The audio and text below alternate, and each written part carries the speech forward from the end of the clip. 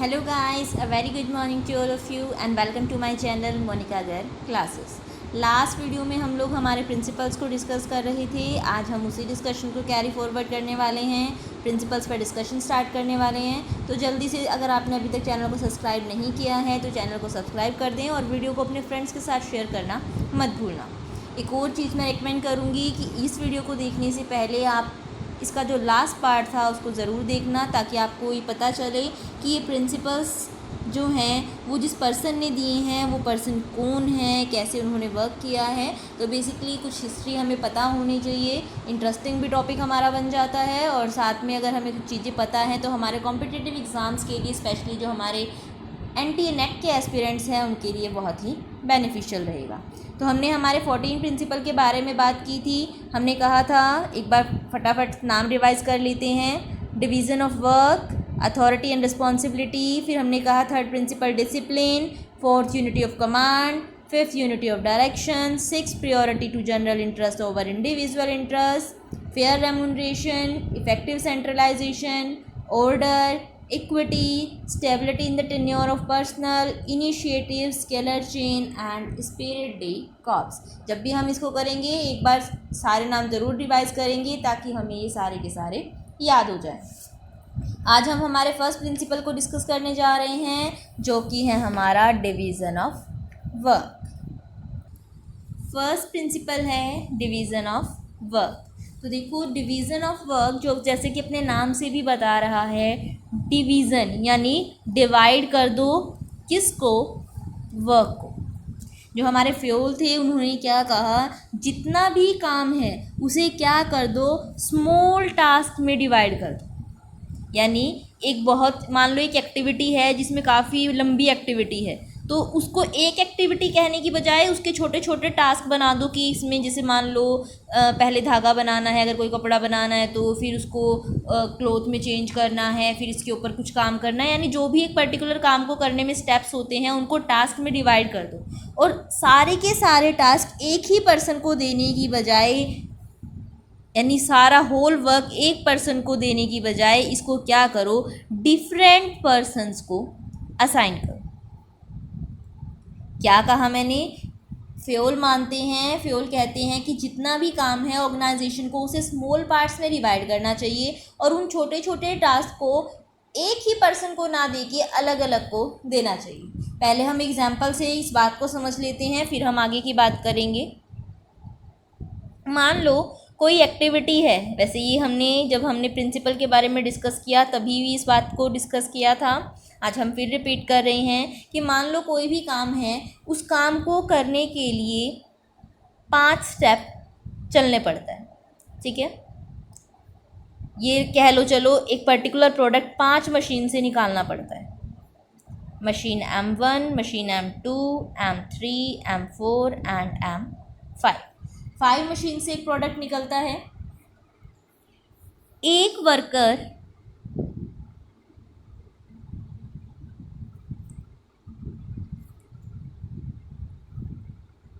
अब देखो, एक वर्कर है हमारे पास, 1 मिनट के लिए मान लो, वो क्या कर रहा है, M1 भी कर रहा है, M2 की मशीन का काम भी वही कर रहा है, M3 का भी वो कर रहा है, 4 का भी वो कर रहा है, 5 का भी वो कर रहा है। तो देखो, अब वो पहले मान लो एक पर्टिकुलर प्रोडक्ट को M1 से निकालेगा, फिर मशीन 2 के पास जाएगा, फिर मशीन 2 के पास जाके उसका सारा काम करेगा, फिर 3 के पास जाएगा, फिर उसका करेगा, फिर 4 के पास जाएगा, उसका करेगा। आप एक बात खुद बताओ, जब आप खुद भी कोई काम करते हो, अगर आपको बार बार काम स्विच करना पड़ रहा है, बार बार बदलना पड़ रहा है, तो इतना काम आपको उस काम को करने में नहीं लगता जितना काम आपको काम बदलने में लग जाता है।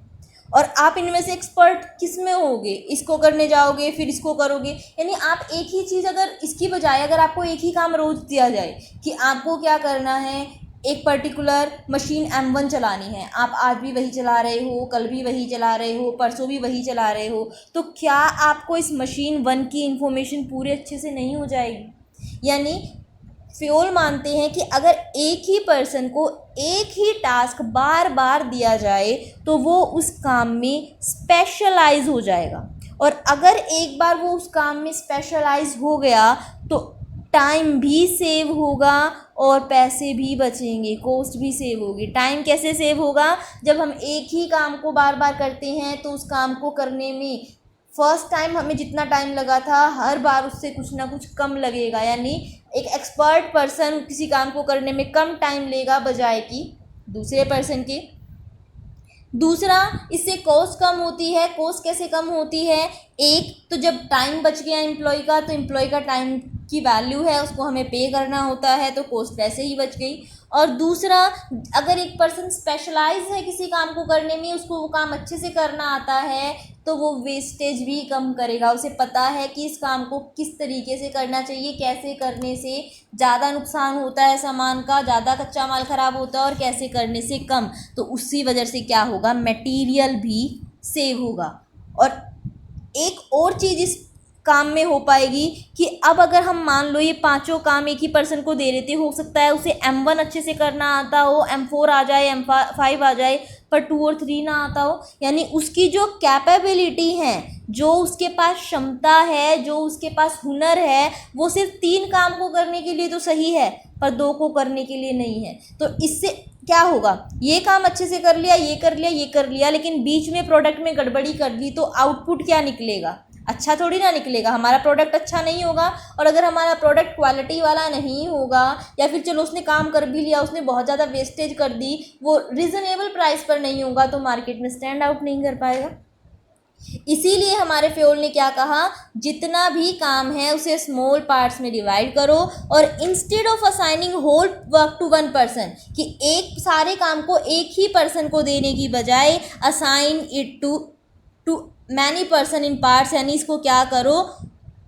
हर पर्सन को अलग अलग काम दो, हर पर्सन पूरे काम को अलग अलग पर्सन में डिवाइड करो, according to their capability, according to their qualification, यानी जिसको जो काम आता है उसको वो काम दो, और बार बार उसका काम चेंज मत करवाओ। इससे क्या होगा? इससे एक तो राइट पर्सन अपॉइंट होगा राइट जॉब पे, यानी जिसको जो काम आता है वो उसी काम पर होगा, और दूसरा वो धीरे धीरे करके उस काम में स्पेशलाइज हो जाएगा। जब वो रिपीट करेगा एक स्मॉल पार्ट ऑफ वर्क को अगेन एंड अगेन, तो एक टाइम ऐसा आएगा कि उसकी परफॉर्मेंस बहुत ही इंक्रीज़ हो जाएगी, उसकी एफिशिएंसी बहुत बढ़ जाएगी इंडिविजुअली भी। और जब एक इंडिविजुअल की एफिशिएंसी इंक्रीज़ होगी तो ओवरऑल बेनिफिट किसको मिलेगा?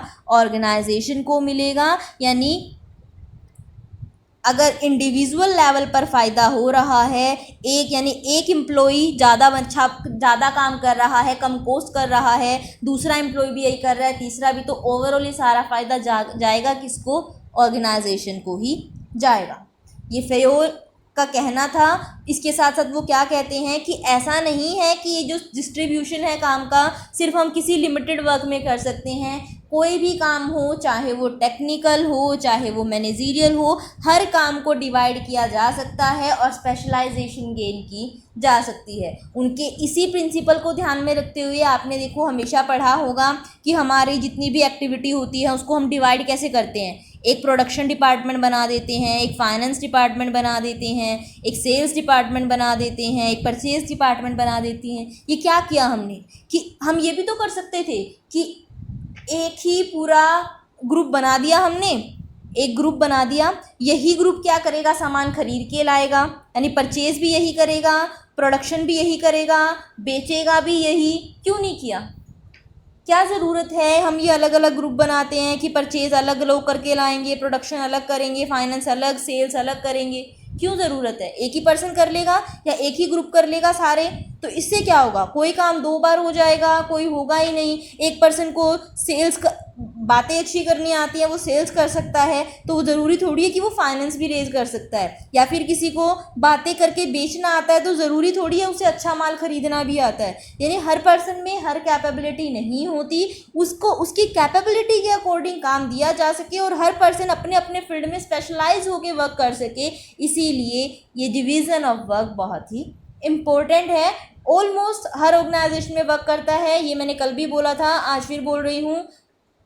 जितने भी प्रिंसिपल्स हैं वो क्या हैं, ज़रूरी नहीं है एज इट इज़ के एज इट इज़ अप्लाई हो। ये हमने एग्जांपल पहले भी लिया था कि डिवीज़न ऑफ वर्क काम ज़रूर करता है, लेकिन ऑर्गेनाइजेशन को अपनी सिचुएशन के अकॉर्डिंग यूज़ करना है। यानी अगर कोई ऑर्गेनाइजेशन बहुत ही छोटी है, से मान लो कि जहाँ पर एक वर्कर हमने कहा था कि 2000 यूनिट बना सकता है, और ऑर्गेनाइजेशन इतनी छोटी है कि बेसिकली उस ऑर्गेनाइजेशन को टोटल बनानी ही 1500 यूनिट होती है, तो फिर वो ये सोचने लगे कि वो क्या करेगी, हर काम के लिए अलग अलग पर्सन अपॉइंट करेगी, तो वो वेस्टेज ऑफ मनी हो जाएगा। इसकी बजाय अगर कोई बड़ी ऑर्गेनाइजेशन है जिसे मान लो लाखों में यूनिट बनानी है, तो उसके पास एम्प्लॉय भी बहुत सारे होंगे, तो वो उनमें काम डिवाइड कर सकती है। ऐसे उनके पास 50 वर्कर हैं तो 10 को M1 का काम दे देगी, 10 को M2 का, M3, M4 and respectively M5 का। तो प्रिंसिपल एप्लीकेबल होगा, but depending upon the condition. एक ऑर्गेनाइजेशन को अपनी कंडीशंस के अकॉर्डिंग, अपनी ऑर्गेनाइजेशन के साइज़ के अकॉर्डिंग, अपने प्रोडक्ट के अकॉर्डिंग इसको मोल्ड करके यूज़ करना होगा। आई होप आपको प्रिंसिपल समझ में आया होगा। अब हम बात करते हैं कि अगर कोई ऑर्गेनाइजेशन डिवीज़न ऑफ वर्क को यूज़ करती है तो उसे नॉर्मली किस टाइप के फ़ायदे होते हैं, क्या इफ़ेक्ट्स पॉजिटिव उसे देखने को मिलते हैं। मोस्ट ऑफ द बेनिफिट्स इसके हम ऑलरेडी डिस्कस कर चुके हैं, अभी हम सिर्फ रिवाइज कर रहे हैं एक पॉइंट पे। देखो हमने क्या कहा कि अगर हमने काम को डिवाइड किया है, इससे क्या होगा, लीड्स टू स्पेशलाइजेशन, यानी इसकी वजह से क्या होगा, स्पेशलाइजेशन आएगा। वर्क सिंपलर होगा, यानी काम करना आसान हो जाएगा, एक ही पर्सन एक ही काम कर रहा है, उसे दिक्कत नहीं आएगी। टाइम सेविंग होगी, यानी बार बार एक काम से दूसरे काम में स्विच नहीं करना पड़ रहा, और क्योंकि एक्सपर्ट हो गया काम करने में तो वो कम टाइम लेगा। कॉस्ट सेव होगी, यानी रिड्यूस कॉस्ट कह सकते हैं हम, यानी रिसोर्सेज की जो वेस्टेज है वो कम होगी, रिड्यूस वेस्टेज, और कॉस्ट भी कम लगेगी। आउटपुट इंक्रीज़ होगा, यानी एफिशिएंसी आएगी प्रोडक्शन में, एफिशिएंसी इंक्रीज़ होगी। ऑर्गेनाइजेशन के गोल बेटरली अचीव हो पाएंगे, ऑर्गेनाइजेशनल गोल अचीव हो पाएंगे। स्पीड इंक्रीज़ होगी काम करने की, यही सारे फ़ायदे होंगे। ये सारी चीज़ें हमने डिस्कस कर ली थी ड्यूरिंग डिस्कशन कि डिवीज़न ऑफ वर्क होता क्या है। अब दूसरी बात आती है कि एक ऑर्गेनाइजेशन को इसके वायोलेटिंग इफ़ेक्ट क्या होंगे। देखो मैंने नेगेटिव इफ़ेक्ट नहीं कहा, नेगेटिव इफ़ेक्ट तो बात हो जाएगी कि डिवीज़न ऑफ वर्क की डीमेरिट्स क्या है। मैंने कहा है वायोलेटिंग इफ़ेक्ट, यानी अगर कोई ऑर्गेनाइजेशन इस प्रिंसिपल को वायोलेट करती है, यानी इस प्रिंसिपल को नहीं मानती है, डिवीज़न ऑफ वर्क नहीं करती है, इसकी बजाय कि सारा काम एक ही पर्सन को थमा देती है या उसके काम को बार बार बदलती रहती है, तो उसको क्या चीज़ें फेस करनी पड़ेंगी। तो देखो जो उसके फ़ायदे हैं उसका रिवर्स हो जाएगा। लैक ऑफ स्पेशलाइजेशन होगी, ऐसी ऑर्गेनाइजेशन स्पेशलाइज नहीं होगी किसी काम को करने में। एफिशिएंसी सफ़र करेगी, efficiency of worker suffer, efficiency of work will suffer. Wastage of time होगा, wastage of time and effort.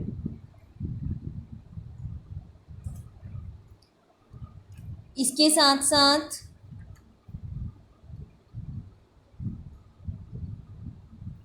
इनके सारे रिवर्स कर सकते हैं। स्पीड रिड्यूस हो जाएगी, एक पर्सन को एक काम से दूसरे काम को स्विच करने में बहुत टाइम वेस्ट करना पड़ेगा, ऑर्गेनाइजेशन को गोल अचीव करने मुश्किल होंगे, काम करना मुश्किल हो जाएगा। यानी जो जो चीज़ हमें इसके पॉजिटिव इफेक्ट मिलते हैं, अगर कोई ऑर्गेनाइजेशन इसको वायलेट करेगी तो उसको उसके नुकसान भी भुगतने पड़ेंगे। आई होप आपको हमारा फर्स्ट प्रिंसिपल समझ में आया होगा। इसके बाद हमारा सेकंड प्रिंसिपल, सेकंड एंड आज का लास्ट, एक साथ हम सारे प्रिंसिपल्स नहीं करेंगे। मेरा फोकस है डिटेल में आपको सारे प्रिंसिपल समझाना, चाहे थोड़ा टाइम एक्स्ट्रा लगे, बट इस तरीके से हम इन चीज़ों को समझें कि दोबारा कभी समझने की ज़रूरत ना पड़े। Authority and responsibility. तो देखो अथॉरिटी का मतलब होता है power, power to take decision,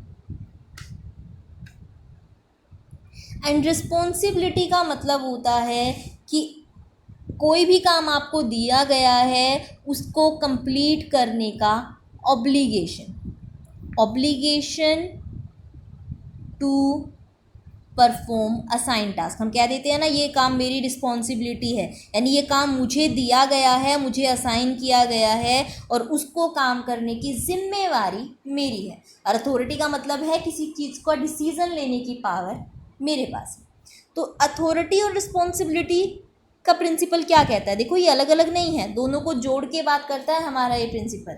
ये क्या कहता है कि किसी भी पर्सन के पास जो अथॉरिटी है और जो रिस्पॉन्सिबिलिटी है वो दोनों की दोनों बैलेंस होनी चाहिए। दोनों टर्म आपस में जुड़ी हुई हैं। क्या कह रहे हैं कि अथॉरिटी और रिस्पॉन्सिबिलिटी दोनों हैंड इन हैंड चलनी चाहिए, एक साथ चलनी चाहिए। क्यों? क्योंकि अगर आपने किसी पर्सन को अथॉरिटी दे दी, यानी पावर दे दी, लेकिन रिस्पॉन्सिबिलिटी नहीं दी, यानी आपने उसे, मान लो एक टाइप से, चलो सिंपल एग्जांपल लेते हैं, आपने किसी को हुकूमत करने का कह दिया कि आप किसी से कुछ भी कह के काम करवा सकते हो, यानी अपने आगे पीछे घुमा सकते हो, लेकिन उस पर्सन को कोई रिस्पॉन्सिबिलिटी नहीं दी, यानी उसको कोई जिम्मेवारी नहीं सौंपी, तो वो क्या हो जाएगा? खुला हो जाएगा। यानी वो क्या करेगा? फिर पावर है, काम कुछ करना नहीं है, वो उस पावर का मिसयूज़ करेगा, यानी जो वर्कर्स हैं उन्हें एक्सप्लॉइट करेगा, किसी भी तरीके से अपने बेनिफिट के लिए सिर्फ काम करेगा, यानी ये कह सकते हो एक्सप्लॉइटेशन होगा अगर उसके पास पावर होंगी लेकिन बस काम करने के लिए नहीं होगा। यानी किसी के पास भी, जैसे अगर हम क्या देते हैं कि पैसा है, कुछ करना उसे है नहीं है, तो वो क्या करेगा? वो पैसा वेस्ट करेगा, उड़ाएगा। तो उसी तरीके से किसी के पास पावर है, यानी किसी सुपीरियर है, यानी आपका बॉस है, उसके पास पावर है, लेकिन मान लो चलो एक टाइप से एक कॉलेज है, अगर उसमें जो सुपीरियर है, से प्रिंसिपल है, उसके पास पावर है कि वो क्या कर सकता है, जो स्टाफ है या जो स्टूडेंट्स है उनको अपने इंस्ट्रक्शन दे सकता है, तो उसके ऊपर रिस्पॉन्सिबिलिटी भी होती है कि उनके लिए, उनको वो संभाले कैसे कॉलेज को चलाना है। अगर उसके पास सिर्फ पावर हो, रिस्पॉन्सिबिलिटी ना हो, तो वो क्या करेगा? फिर तो वो ऐसे काम करेगा कि सबको बस एक्सप्लॉइट करना है, अपने आगे पीछे घुमाना है। तो बेसिकली अथॉरिटी और रिस्पॉन्सिबिलिटी हैंड इन हैंड चलेंगी, यानी अगर आप किसी को सिर्फ पावर दे दोगे और रिस्पॉन्सिबिलिटी नहीं होगी तो भी नहीं चलेगा, और इसका रिवर्स भी नहीं चलेगा। यानी आपने किसी को रिस्पॉन्सिबिलिटी दे दी, यानी आपने किसी को काम करने के लिए कह दिया, जैसे मान लो कि ये कह दिया आपको कि आपको क्या करना है, एक टास्क दे दिया, एक गोल दे दिया कि आपको अंदर 10 पर्सन हैं, आपको क्या करना है, इस गोल को अचीव करना है, लेकिन आप किसी को ऑर्डर नहीं दे सकते, ना ही आप किसी को कुछ करने के लिए कह सकते हो। ऐसे कैसे होगा भाई? आपने मुझे कहा है काम है, आप 10 जनों को मिलके करना है, उनको किसी को काम बताया नहीं, मेरे को काम दे दिया कि काम पूरा नहीं हुआ तो मैं आपसे पूछूंगा, लेकिन आप किसी को ना काम करने के लिए कह सकते हो, ना किसी को ऑर्डर दे सकते हो, फिर काम कैसे होगा? यानी अगर आपने रिस्पॉन्सिबिलिटी दे दी लेकिन अथॉरिटी नहीं दी, तो इसका रिजल्ट क्या होगा? नॉन परफॉर्मेंस, यानी काम होगा ही नहीं, जो काम हमने दिया था वो इनकम्प्लीट रह जाएगा, इनएफिशिएंसी हो जाएगी। इसीलिए ये कहते हैं कि अथॉरिटी और रिस्पॉन्सिबिलिटी दोनों का बैलेंस होना ज़रूरी है, दोनों का कोरिलेशन होना ज़रूरी है, दोनों सही अमाउंट में होनी ज़रूरी। यानी कि आपको किसी को अथॉरिटी भी देनी है और जो अथॉरिटी दी है उसके कॉरस्पॉन्डिंग रिस्पॉन्सिबिलिटी भी देनी है, यानी उस काम को करने की जिम्मेवारी भी देनी है और उसको काम को करने की पावर भी देनी है, तभी ऑर्गेनाइजेशन अच्छे से चल पाएगी। अब बात करते हैं पॉजिटिव इफ़ेक्ट्स की और वायलेटिंग इफ़ेक्ट्स की, कि अगर अथॉरिटी एंड रिस्पॉन्सिबिलिटी का बैलेंस रखा गया है तो ऑर्गेनाइजेशन को क्या पॉजिटिव इफ़ेक्ट्स होंगे, और अगर वो बैलेंस नहीं रखती हैं तो क्या चीज़ें उसे फेस करनी पड़ेंगी। देखो, अगर अथॉरिटी और रिस्पॉन्सिबिलिटी के प्रिंसिपल को ओबे किया जाता है तो एक तो कोई मिसयूज़ नहीं कर पाएगा अथॉरिटी का, यानी उतनी ही पावर दी गई है जितनी काम को करने के लिए ज़रूरी है, तो कोई मिसयूज़ नहीं होगा। हेल्प इन परफॉर्मिंग वर्क, काम को करना आसान होगा, काम बिना डिले के पूरा हो जाएगा। Help in performing work without delay.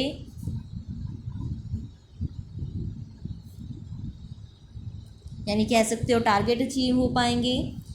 Increase in confidence, किसका कॉन्फिडेंस? एम्प्लॉयज़ का कॉन्फिडेंस बढ़ेगा। कैसे बढ़ेगा? देखो, एक तो आपने क्या किया है, उनको पावर्स दी, एक तो आपने उनको पावर दी और उसी का रिस्पॉन्सिबिलिटी भी दे दी। जब उनको पावर रिस्पॉन्सिबिलिटी दोनों मिलेंगी तो वो अपना काम अच्छे से कर पाएंगे, और जब उनका काम अच्छे से परफॉर्म होगा, उन्हें अप्रिसिएशन मिलेगी, तो ओवरऑल उनका क्या होगा? कॉन्फिडेंस रेज होगा। इसके अगेंस्ट में कि अगर कोई ऑर्गेनाइजेशन इस प्रिंसिपल को वायोलेट करती है, इसके अगेंस्ट जाती है, तो उसे क्या भुगतना पड़ेगा? Violating effects. वो क्या क्या होंगे? अगर वायोलेट किया है यानी अगर अथॉरिटी एक्सेस दे दी तो अथॉरिटी का क्या होगा? मिसयूज़ होगा। यानी if excess authority is given to subordinate it can be misused. Secondly, अगर लेस अथॉरिटी दी, रिस्पॉन्सिबिलिटी ज़्यादा दे दी, तो क्या होगा? नॉन परफॉर्मेंस, यानी काम पूरा नहीं हो पाएगा। काम पूरा नहीं होगा तो एम्प्लॉयज़ का कॉन्फिडेंस क्या होगा? डिक्लाइन होगा, यानी decline in confidence of employ. इसके साथ साथ आप रिस्पॉन्सिबिलिटी फिक्स नहीं कर पाओगे।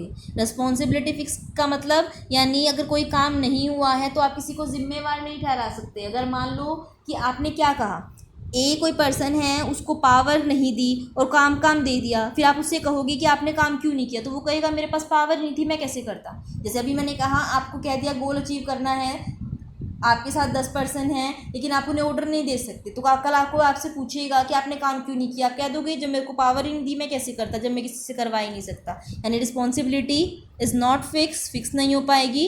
या आप इसके बेनिफिट्स में भी लिख सकते हो कि रिस्पॉन्सिबिलिटी फिक्स हो सकती है, कि यानी कह सकते हो रिस्पॉन्सिबिलिटी नहीं, चलो अकाउंटेबिलिटी फिक्स हो सकती है। अकाउंटेबिलिटी, क्योंकि रिस्पॉन्सिबिलिटी किसकी है इसी बात को बोला जाता है अकाउंटेबिलिटी। तो अकाउंटेबिलिटी फिक्स हो सकती है अगर अथॉरिटी और रिस्पॉन्सिबिलिटी बैलेंस की गई है, अदरवाइज नहीं हो पाएगी। ये था हमारा अथॉरिटी एंड रिस्पॉन्सिबिलिटी का प्रिंसिपल। आज हमने 2 प्रिंसिपल डिस्कस किए। पहले हमने बात की डिवीज़न ऑफ वर्क की, फिर हमने बात की अथॉरिटी एंड रिस्पॉन्सिबिलिटी के लिए। आज के लिए इतना ही रखते हैं। अगर आपको कोई भी डाउट है इनके रिगार्डिंग तो आप मुझसे कमेंट सेक्शन में पूछ सकते हैं या फिर आप मुझे मेल भी कर सकते हैं। अगर वीडियो पसंद आई हो तो वीडियो को लाइक और चैनल को सब्सक्राइब करना मत भूलना। कल हम बात करेंगे यूनिटी ऑफ कमांड क्या होता है, यानी यूनिटी ऑफ कमांड का प्रिंसिपल क्या है, यूनिटी ऑफ डायरेक्शन का प्रिंसिपल क्या है, और ये दोनों एक दूसरे से अलग कैसे हैं। वैसे तो हमारा थर्ड प्रिंसिपल डिसिप्लिन है, बट कई बार इन टर्म्स के बीच में कन्फ्यूज़न हो जाती है, इनके बीच में डिफरेंस क्या है ये समझना ज़रूरी है। तो कल हम पहले इन दोनों को डिस्कस करेंगे, फिर डिसिप्लिन को हम इनके बाद डिस्कस करेंगे। Thank you very much.